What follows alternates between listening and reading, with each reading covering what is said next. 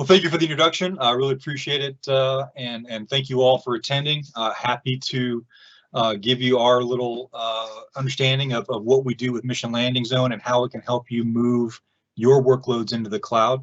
I'm a principal program manager with the ASCII group here in Azure. On this, you also see my colleague Denise Piernia. Together, she and I manage Mission Landing Zone and try to help get the word out to our customers. And also welcome any feedback and solicit your ideas about what we can do to improve the product as well. So let's start with kind of what is a landing zone. At the end of the day, it's really a set of templates. It's really there to help you deploy automation, leveraging automation, and deploy into your environments that account for scale, security, governance, networking, and identity. Landing zones support cloud adoption by providing repeatable environments with consistent configuration and controls, regardless of the workloads or Azure resources deployed to each of those landing zone instances. Landing zones provide that modular approach to building out the environment based on a custom set of design ideas where you can tailor and support distinct needs for each of your customer workloads. So what is Mission Landing Zone? So as we've been working in the cloud and we've had customers come to us with, you know, how do I do this? I've got this idea, but I'm not really sure how to implement. We kind of found that there was a common need for a basic architecture into those deployments. So again, we've taken this infrastructure as a code concept, built it into a set of templates that you can access and deploy, customized to meet your needs, and deploy that cloud management system into Azure. It's great for greenfield environments where you're just starting out, or you see a lot of dev and test and rapid prototyping. We found customers are really embracing that as a need for where to deploy Mission Landing Zone, and it addresses a very narrow scope. So when we say it's highly opinionated, what we really mean is we've taken a lot of decisions and encoded it into this template. We have a specific way that we've architected a hub and network spoke architecture. You're going to see that here shortly, and we're going to be working with developing that several, deployments that we've used with the government. So it is really based in how the DoD operates. It's based on feedback from those customers and truly leveraged commonalities to try to simplify how to get to the cloud. At the end of the day, we find it that customers have been able to deploy faster. They've been able to get into the cloud and get their workload up and running. And this works across all of our clouds. So whether it's in the commercial, the Microsoft government, or our sovereign secret and top secret clouds, this template is fully functional and fully deployed into those spaces and works, through all of them. So when do we use it? We found that customers really find the need to deploy that scalable hub and spoke infrastructure. So it is based upon what we call the secure cloud computing architecture. These are based around DoD standards that define how and where and when to use and deploy to the cloud. We find it most when customers really are trying to get into the cloud for the first time. Once they've gotten an understanding of how things work, they can add and extend to that environment and really take advantage of all the flexibility and scalability that the cloud has to offer. So with that, we'll talk a little bit about what SCCA is and sort of how we meet it in Mission Landing Zone. Again, we've talked about how SCCA was built on the DoD architecture, and it really stands on these four pillars. So the cloud access point provides requests for centralized traffic management and monitoring. We see that in Mission Landing Zone. The virtual data center security stack, those are the shared services that we operate and deploy. The virtual data center managed services for the identity management, and then the cloud credential manager for policy management and role-based access control. These are sort of all the tenets that we've built into Mission Landing Zone, and that's how we provide that scalable, secure infrastructure as code operation that allows everybody to deploy and go right away. So where do we see some benefits? So really benefits here are that blend of agility, security, and scalability.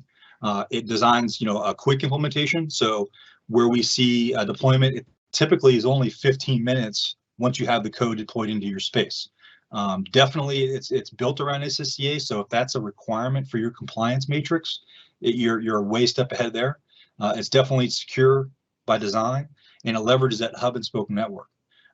We do operate in both Bicep and Terraform, so we have parity across multiple frameworks that are used for infrastructure as code operations. And because it is scalable, because it is repeatable, and because it's built on security, customers we find are better positioned for ATO as they seek that accreditation authority. Again, we work across all of the impact levels, so IL2, 4, 5, and 6, from commercial all the way up through top secret. This is a set of templates you can use and deploy and get into the cloud quickly. So here we see sort of what are the things that are in scope. That hub and spoke network is really intended to comply with that SCCA control.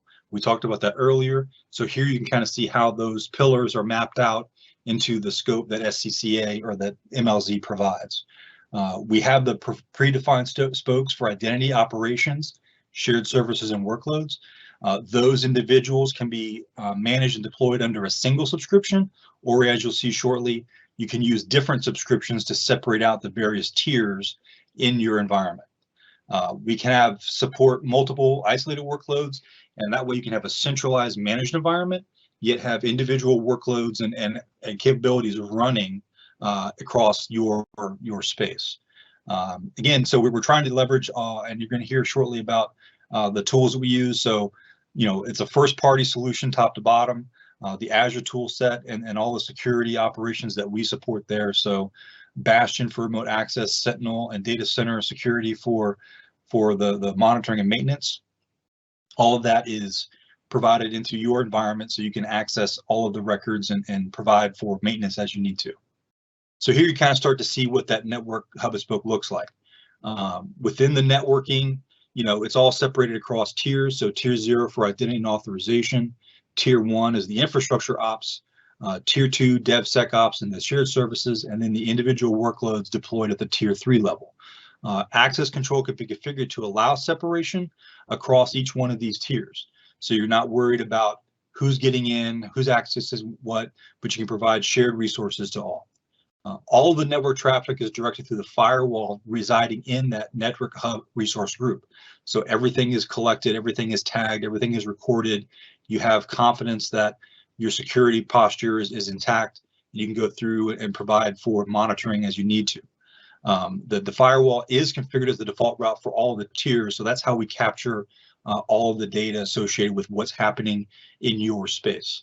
And by default, we look at Azure Firewall Premium as the service, and you're going to hear a little bit more about that shortly.